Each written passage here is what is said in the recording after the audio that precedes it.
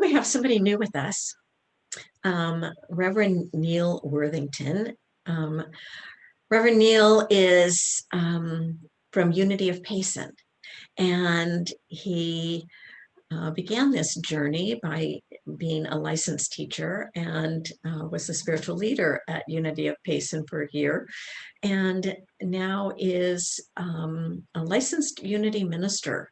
And so we just invite us to welcome him as he talks about from wishing to hoping to believing to trust. So good morning, Unity of Verde Valley. I am delighted to be with you.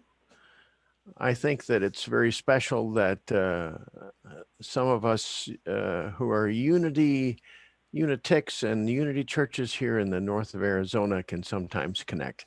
And I'm delighted to do that by being here with you today. And I bring you greetings from Unity of Payson, not so very far away. So today I'd like to speak about moving from wishing to hoping to believing and to trust. Of course, today, as we've already noted, is the first Sunday of Advent, a magical season of newness and beginning. And for those of us with a Christian background, it's a time that we look to perhaps as the first expression of God breaking into the human plane, taking on human form, incarnating, as we call it, expressing the divine in human terms. This has become for many of us an embedded theology that both excites us and limits us. It's magical, it's mystical, it's mysterious, and mostly unattainable.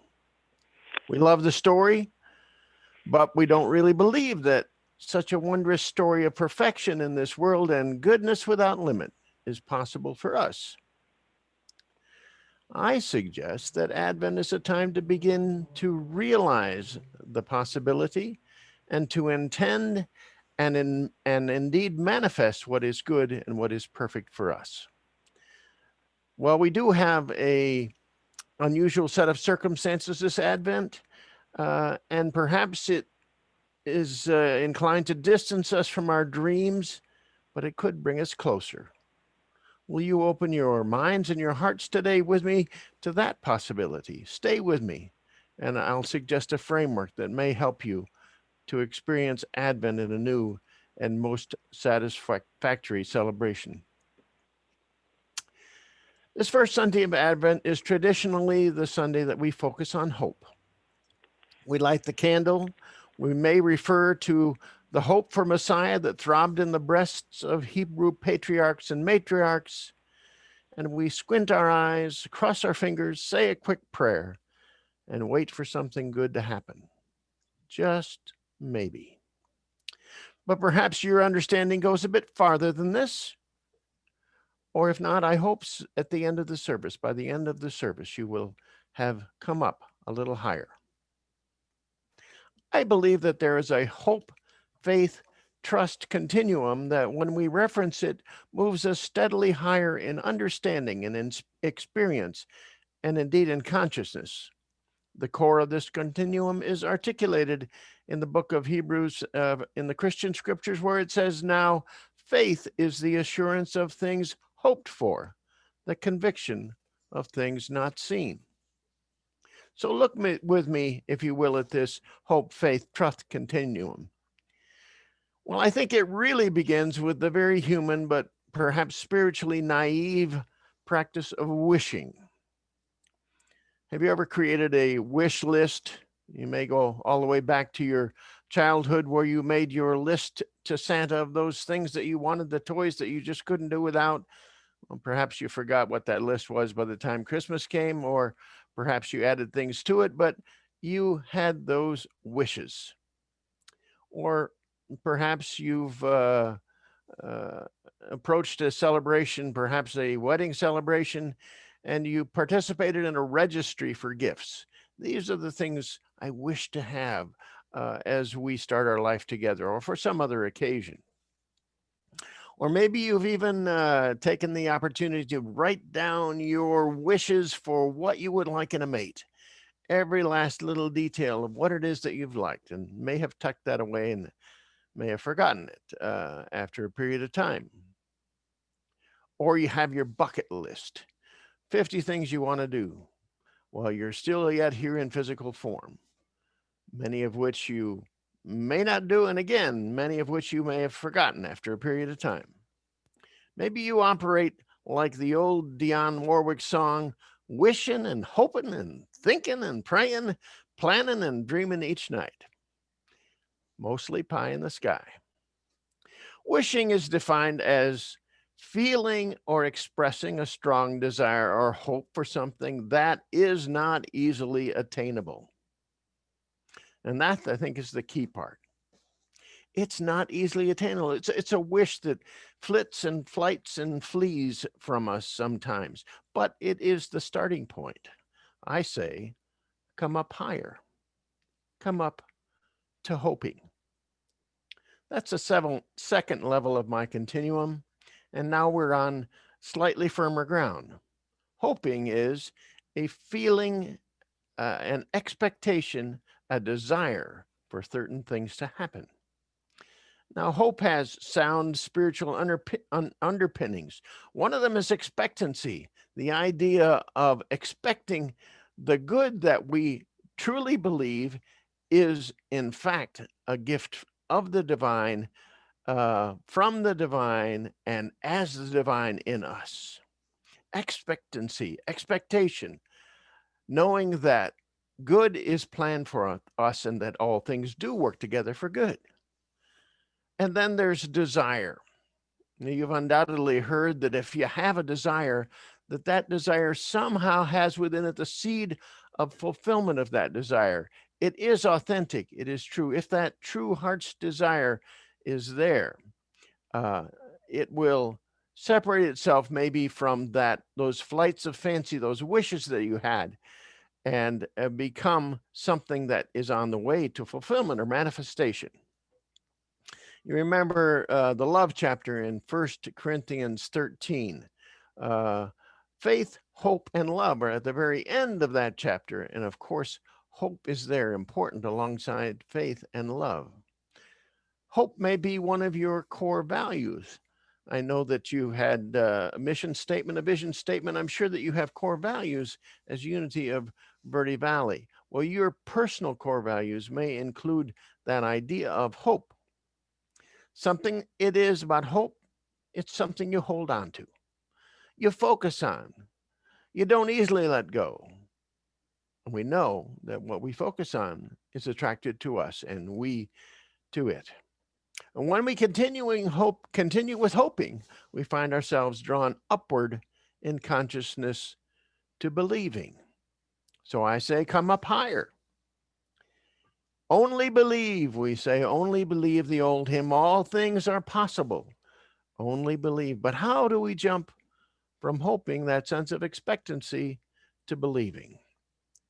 I think we realize the truth that resonates with our being, however low the value. You know how we sometimes say, oh, well, I resonate with that, or that resonates with me. Sometimes those things that resonate, that are there as an authentic part of our being on the inner side of things, sometimes those things are turned down in volume, or other things obscure them so that we don't see them or hear them so clearly. I think we begin by realizing the truth, turning up the volume, and then going on to bask in that belief.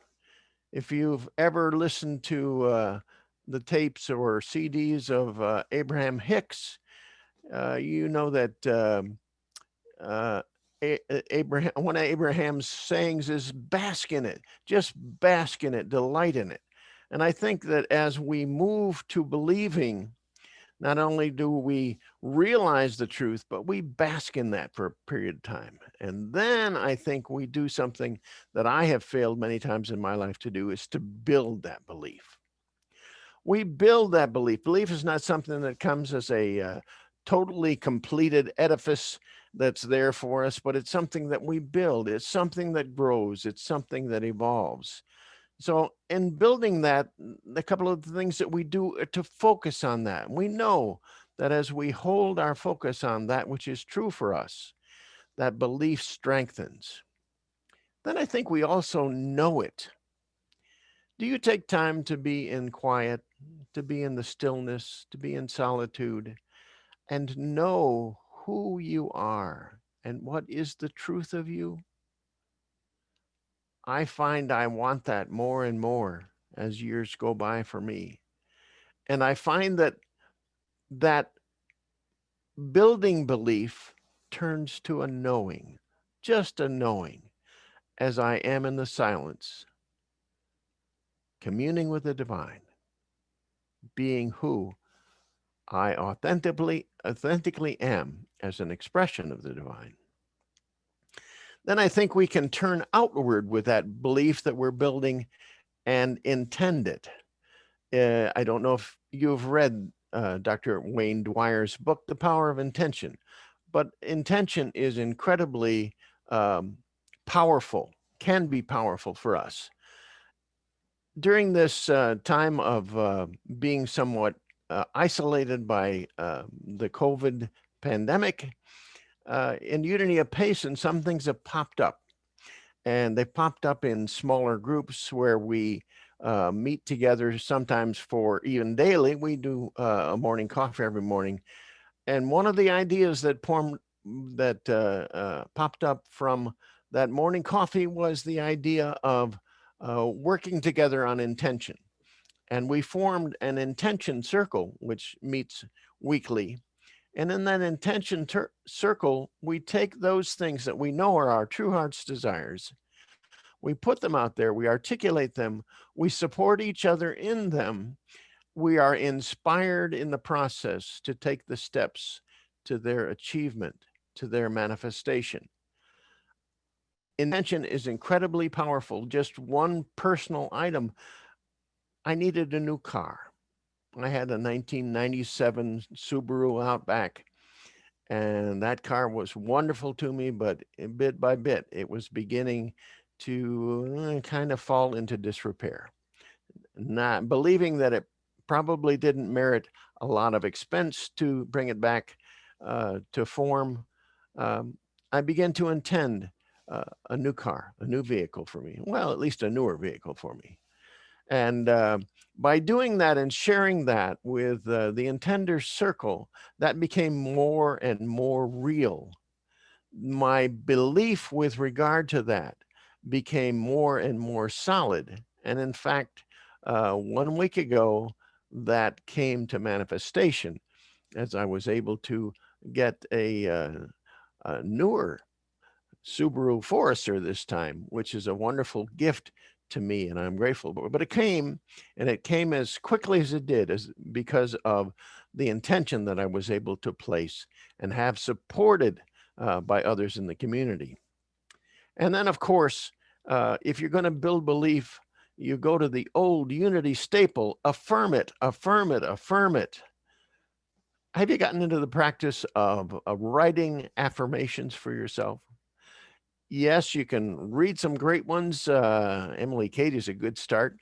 Um, but when you begin to just take that truth that wells up from within you and put it into words and affirm it and review that over and over and over again, that affirmation becomes more and more a part of you, and you build that belief. So there's a scripture in the Psalms, Psalm 37, that says, delight thyself in the Lord. Delight thyself is sort of like that hoping phase, delight and expectancy. But the next part of that scripture is commit thy way to the Lord. I'm saying it in the old King James version that I learned it many, many years ago. Commit is to uh, put legs to and put a solid basis to that which we desire, to that which we believe, and that which we're building in their lives. So I say, commit your way, commit to your way, commit to the truth of your being. And then again, I say, come up even higher yet. Come up to trust. Trust is defined as firm belief in the reliability, truth, ability, or strength of someone or something. I know that can be a little difficult at this time. Reliability, where can we go to trust? Sometimes it's very confusing. Where can we go to trust with regard to equality and justice? Where can we go to trust with regard to our health and how we manage it in the middle of a pandemic? Where can we go? Reliability seems to be not very much available to us. And then truth. Well, we know a lot about fake news, but we don't know which is fake news and which is not fake news because all things seem to be labeled fake news. Truth, truth. That's where we need to go in terms of trust. And then strength. Strength, of course, is one of the 12 powers, the spiritual ability to stay the course. So I say, come up higher, come up from belief to the place of trust, the place of reliability, the place of truth, the place of strength. Having built up your belief, it's time to rest in it. And I love that word rest. And we do that by claiming it, claiming the truth, and then resting in it. We do that by letting go, knowing that we don't have to figure out how to do it. We don't have to struggle with it. We don't have to make it happen. So if you're not there yet, what do you do if you're not up to that place of resting and letting go? I think you go back earlier in the continuum. You go back to believing or even to hoping. And bit by bit, you come up higher again. When you get there, you're at that point of release. Remember that song by Ricky Byers, I release and I let go. I let the Spirit run my life. My heart is open wide. Yes, I'm only here for God. That reminds me of that final part of the Psalm 37, which says, trust also in him. Again, going back to that old version that's anthropomorphic, trust also in him. He shall bring it to pass. So there's the continuum from wishing to hoping to believing to trust. And I always ask at the end of my message, ask myself and ask those with whom I'm sharing, how do I do that? How do I do that? And I'd like to suggest 4 ways that you can use this continuum to move higher. First of all, create expectancy. Get excited like a child. Create expectancy about that which you desire, you truly desire. Expect it. Think that it's just around the corner, that it's inside that package that's about to be unwrapped. Create an expectancy. Secondly, realize the truth. Back to spending that time in the quiet. To know the truth of you. To know the truth of the divine within you. Then I think a third step is to build that belief by reviewing and imagining your desires. Imagination, again, one of those wonderful 12 powers that empowers you to take what is only an idea and move it into a reality in your life. Review those beliefs. Imagine how they may work themselves out, not getting attached exactly to the outcome, but imagining it with full force. And then finally, rest. Trust, another word that goes along with that is rest. Rest in the truth of who you are, of the divine within you. Rest. So wherever you are on that continuum, I say, come up higher. And so it is. And then I want us to take an opportunity to practice that maybe a little bit in a meditation as we take these thoughts into the silence. So will you focus with me now? Leave all that has gone before today and the days in the past, all that you're anticipating in the future. Leave that aside for just a moment. Be here now. Know the vitality of your being, that power of life within you through your breath as you breathe and notice your breath. Just breathe.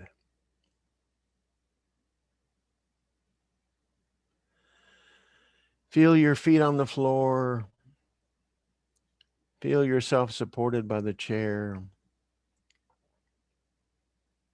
Know that you are one with all creation. And again, nothing more than be here now. And as you're here in this place of quiet, I want you to go on a journey with me.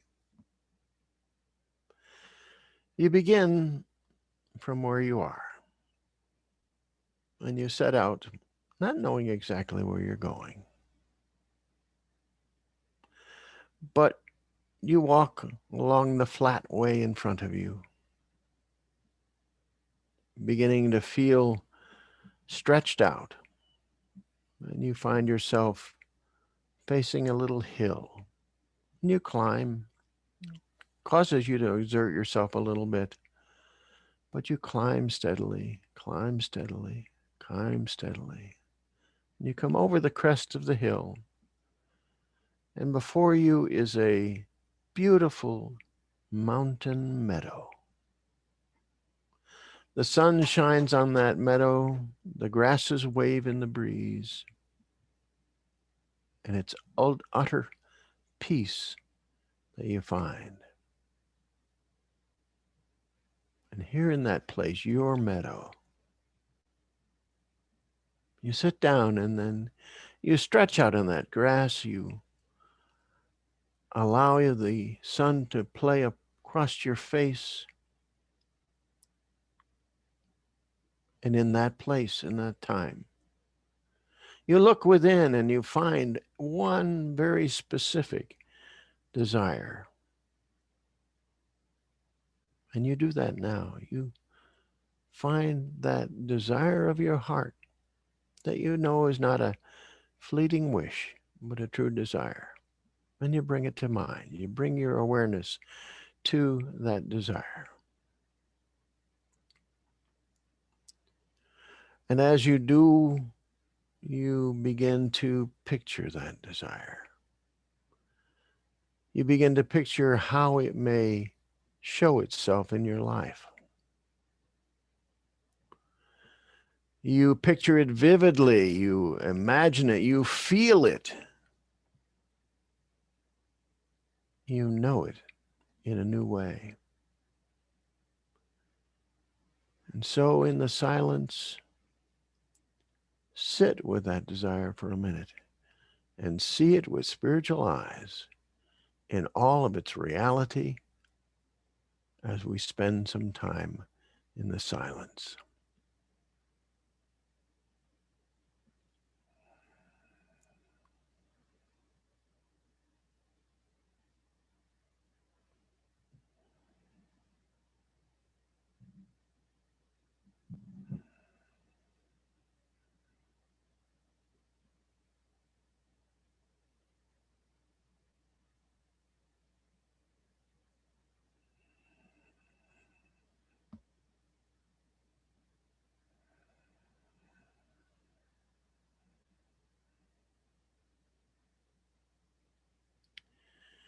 And as you are complete with that envisioning, come back to this time and this place, bringing back with you that clear and vivid desire in expression in your life, having moved from hope to faith to now the place of resting in that and allowing. And so it is.